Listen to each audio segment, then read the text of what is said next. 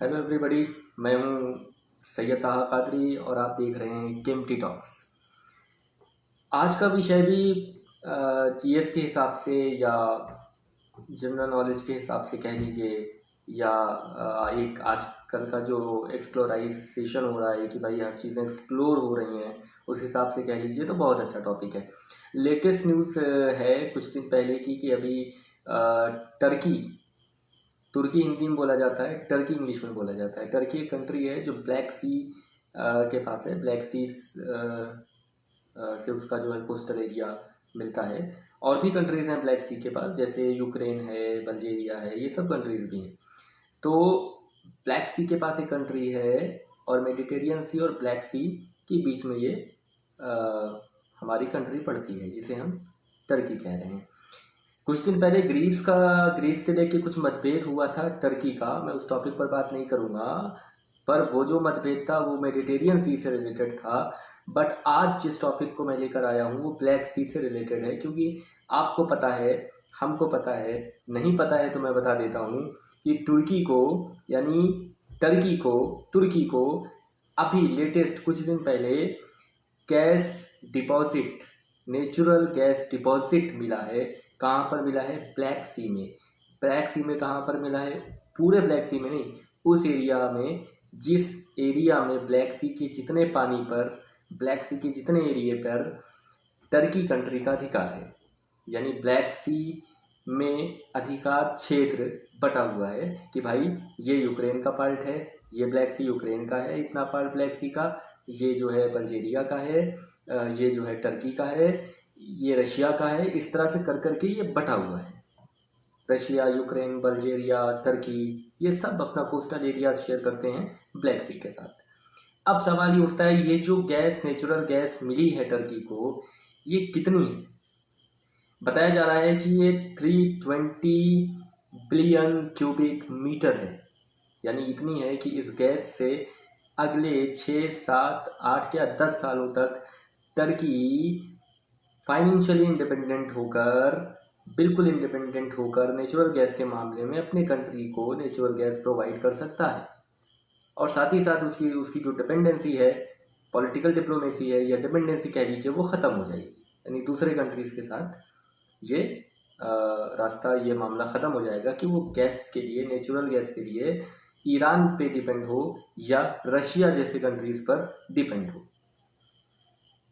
मैं बता दूं, ईरान पे और रशिया पे पहले टर्की डिपेंड था, बाद में टर्की ने ईरान पे बैन लगाया। ईरान पे बैन लगा हुआ है, कोई एक्सपोर्ट इंपोर्ट नहीं हो रहा है। मगर इस खोज के बाद, ये जो डिस्कवरी हुई है नेचुरल गैस की टर्की में, इसके बाद एक बहुत बड़ा चेंज आने वाला है। कहाँ पर? टर्की की इकोनॉमी में सबसे पहले, और दूसरा कि टर्की की जो पॉलिटिकल डिप्लोमेसी है या इंटरनेशनल रिलेशंस हैं, उसमें बहुत बड़ा बदलाव आने वाला है। इंटरनेशनल रिलेशन की बात करें तो उसमें होगा ये कि आज जिस जिस पर डिपेंड है, जैसे आपको पता है जितने भी कंट्रीज़ हैं सब इंटरनेशनली आपस में कहीं ना कहीं एक दूसरे पे डिपेंड हैं, ताकि उनका अपना कोई काम चल सके। जैसे कोई सामान यहाँ से इंपोर्ट होता है, कोई सामान कहीं से इंपोर्ट होता है, कोई सामान यहाँ से एक्सपोर्ट होता है। तो ये कंडीशन इंपोर्ट एक्सपोर्ट की इसी पर पूरे इंटरनेशनल मार्केट चल रहा है, इंपोर्ट और एक्सपोर्ट पर।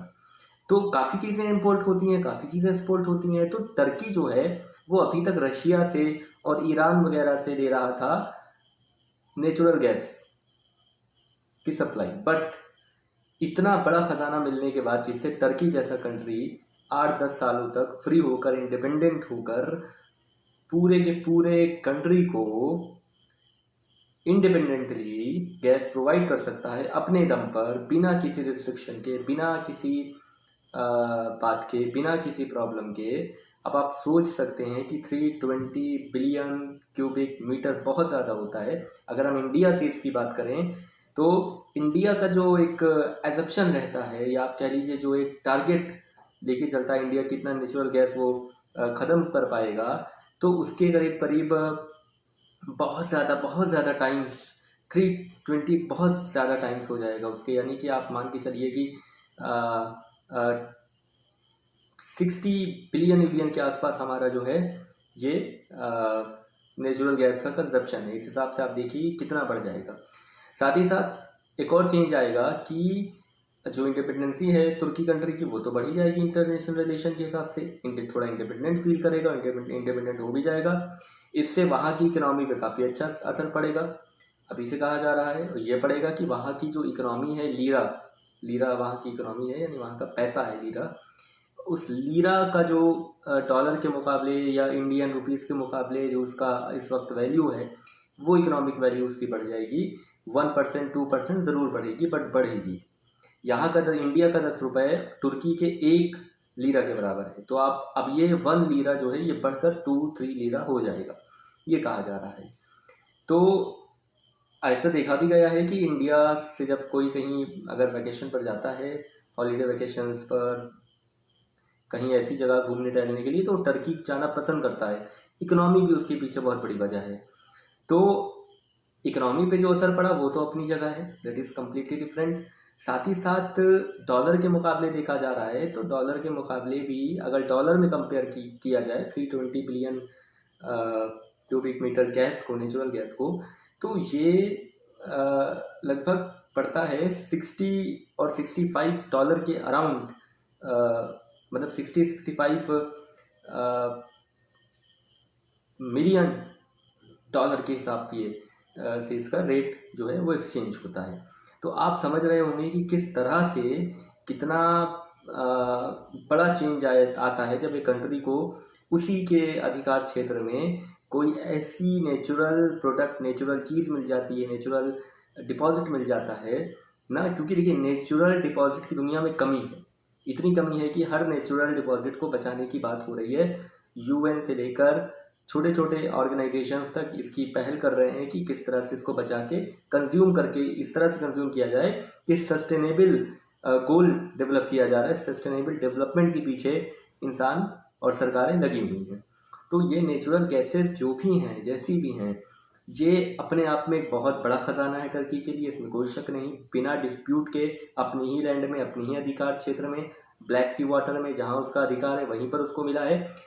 जिस जगह पर ये मिला है गैस डिपॉजिट, उसका नाम रखा गया है टूना 1, उस फील्ड का नाम रखा गया है ब्लैक सी में टूना 1। और जिस शिप, एक वेसल थी, शिप वेसल, वो शिप का नाम जो रखा गया है वो रखा गया है फैतीह। तो अब आप समझ सकते हैं कि टर्की के लिए बहुत खुशी की बात, और वहाँ के प्रेसिडेंट ने भी ये बात कही कि भाई आने वाले साल में हमारी इकोनॉमी इंक्रीज़ करेगी ही करेगी, हम स्टेबल हो जाएंगे, पहले से ज़्यादा स्टेबल हो जाएंगे और ज़्यादा इंडिपेंडेंट हो जाएंगे। और एक कंट्री को यही सब चाहिए, स्टेबिलिटी, ग्रोथ, इकोनॉमिक पावर, यही सब तो चाहिए। कंट्री अगर कंट्री है तो उसे इकोनॉमी ही स्ट्रांग चाहिए। एक कहावत भी है कि अगर किसी देश को आपको तोड़ना है तो आप कुछ मत करिए, आप उसकी इकोनॉमी तोड़ दीजिए, वो देश अपने आप ख़त्म हो जाएगा। तो इसलिए इकोनॉमी, हर कोई इकोनॉमी के पीछे भाग रहा है, भारत भी, हर कंट्री। तो जिस भी कंट्री में इस तरह का कोई बात होती है उसके लिए बहुत खुशी की बात होती है। और अब जहाँ पर वो एक इम्पोर्टर था, अब वो एक्सपोर्टर का काम भी कर सकता है। एक्सपोर्टर का काम शायद ना करे क्योंकि वो अपनी करेंसी को डॉलर में कन्वर्ट ना करना चाहेगा, वो चाहेगा कि अपने यहाँ कंज्यूम करे और अपनी इकोनॉमी को डेवलप करे। तो कुछ भी हो, हमारे पूरे ग्लोब के लिए अच्छी बात है कि जहाँ पर इतनी प्रॉब्लम्स हैं उसके साथ साथ एक अच्छी चीज़ें भी हमें डिपॉजिट्स, कैश डिपॉजिट्स या नेचुरल डिपॉजिट कह लीजिए, मिल रहा है, और बहुत अच्छी बात है। और ये तो था आज का टॉपिक, आज का डिस्कशन। इसी के साथ मैं अपनी बात को विराम देता हूँ। देखते रहिए केएमटी टॉक्स, सब्सक्राइब करिए, शेयर करिए, और ज़्यादातर शेयर करिए ताकि ये चीज़ें लोगों तक पहुँचें, वो उसको समझें। धन्यवाद।